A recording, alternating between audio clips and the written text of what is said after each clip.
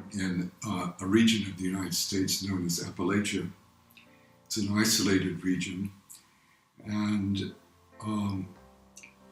people there did not have all the advantages, or if we could call them advantages, of the sort of urban and suburban sites in the United States. When I was in school there, West Virginia was 46th of 48 states in education. The mountains produced a kind of isolation in which the people retained many qualities of their ancestor, the settlers, the so-called Scotch Irish, people who had come. And so this was my background.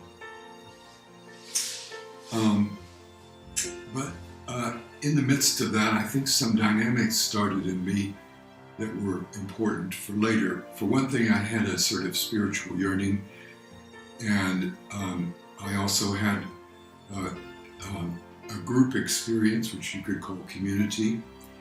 And I was concerned with the problems of the community, namely the poverty, the inequality of resources for owners of mines, corporations, and miners, and also black and white. And this was before the civil rights movement when I was in high school.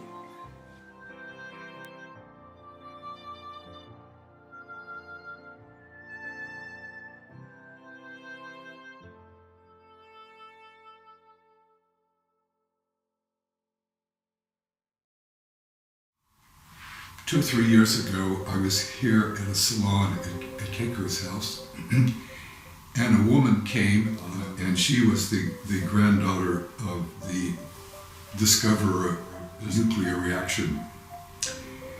And when she came to speak at Keiko's house about her intercultural concerns, like her being in the place in New Mexico where the atomic bomb was tested, and meeting the indigenous people there who now suffered systemic diseases as a result of those tests, and who also went to Japan with a friend of Keiko's, and went to Hiroshima and so forth. So in her entourage that evening was another woman who is involved in something called limnia circles. And she and her friends were sponsoring a form of therapy in Vancouver called family constellations, invented by Bert Hellinger of Germany. And so I found out about family constellations happening in Vancouver because of the woman from Limnia Circles, and which led me to the local teacher from Bellingham, Lisa Iverson. I had known that my friend Rafael, who's been in Mexico, decades now, was doing a new kind of work, but I didn't know it existed in Vancouver. And indeed, it doesn't exist, or it didn't at that time, except in a very, very, very small scale.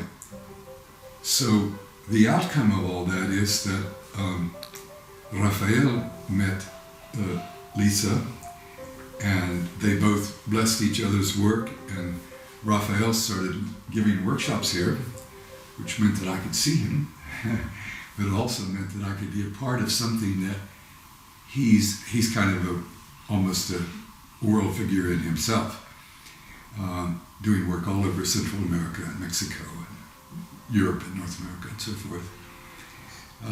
My experiences aren't unique.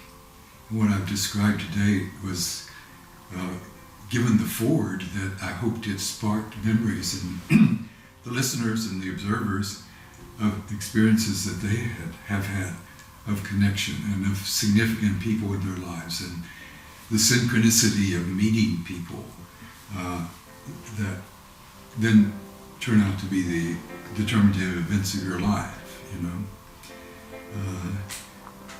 Beyond that, I used to do a lot of teaching in groups of something called process work and also Jungian psychology.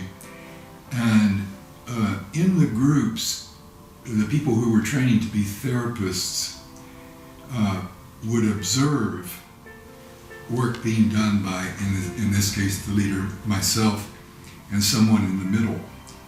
And they would be not only learning, you know, things that relate to theories and so forth, but they would be learning, they would be picking up bodily and physically what it means to look in someone else's eyes, what it means to listen to somebody else, really listen. What it means to bring up a difference and say, well, we have this difference, let's see what this means. So forth. Yeah. Actually,